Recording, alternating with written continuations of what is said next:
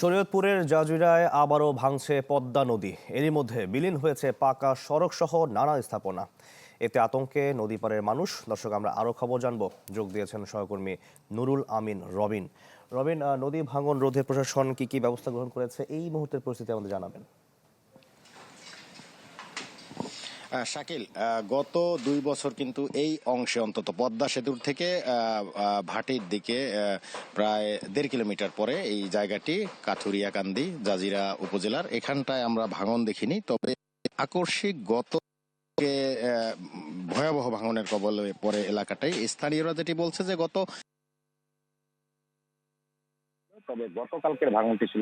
তবে গতকালকের ভাঙনটি ছিল একেবারেই ভয়াবহ। এখানকার যারা প্রত্যক্ষদর্শী এবং বাসিন্দা তাদের সাথে আমি কথা বলেছি, তারা যেটি বলছে যে মূলত সকাল ৬টার দিকে ভয়াবহ ভাঙনের কবলে পড়ে এবং এখানকার যারা বাসিন্দারা ছিলেন তারা কিন্তু তাদের স্থাপনা নিরাপদ দূরত্বে সরিয়ে নেওয়ার মতো সময়টুকু পায়নি। অনেকের বসতঘর ইতিমধ্যে নদীগর্ভে বিলীন হয়েছে, আর যারা পেরেছে তাদের স্থাপনা নিয়ে নিরাপদ দূরত্বে সরে যাচ্ছে। আর শাকিল, এখানে একটি বিষয় যে থাকার মতো কিন্তু জায়গা তাদের নেই। আমরা দেখেছি অনেককেই সড়কের পাশে তাদের যেই বসত ঘর ছিল সেই ঘর খুলে নিয়ে তারা সেখানে অস্থায়ীভাবে রেখেছে। নগদ নিয়ে এলো হার না মানা হার অফার। সর্বনিম্ন ১০,০০০ টাকা রেমিটেন্স নগদে পাঠালে থাকছে স্বর্ণের হার জেতার সুযোগ।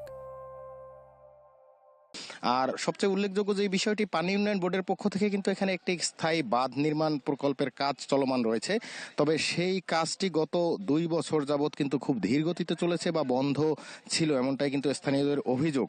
এবং সম্প্রতি সময়ে আবার সেই কাজটি শুরু হয়েছে। তবে বর্ষা মৌসুম যেহেতু চলমান এবং নদীতে তীব্র স্রোত রয়েছে, এই মুহূর্তে স্রোত থাকার কারণেই কিন্তু এই যে জিও ব্যাগ ডাম্পিং করা হচ্ছে এবং সিসি ব্লক ফেলা হচ্ছে এখানে, সেটি কিন্তু খুব একটি কাজে আসছে না এমনটি স্থানীয়রা বলছে। তবে এখনো পর্যন্ত কিন্তু মানুষ আতঙ্কিত, অনেকেই তাদের বসতবাড়ি নিয়ে নিরাপদ দূরত্বে সরে যাচ্ছে। এক কথায় বলতে গেলে শাকিল, মানুষ কিন্তু একেবারে অসহায় মানবেতর জীবনযাপন করছে যারা সড়কের পাশে আশ্রয় নিয়েছে।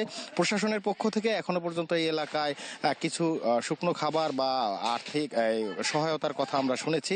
তবে স্থায়ী বাঁধ নির্মাণের সেটি যেই জিও ব্যাগ এবং আর সিসি ব্লক ডাম্পিং এর যেই কাজ সেটি চলমান থাকলেও কাজে ধীরগতি রয়েছে। তো এই ছিল আমার কাছে শরীয়তপুর থেকে নদী ভাঙনের তথ্য। জি, ধন্যবাদ আপনাকে।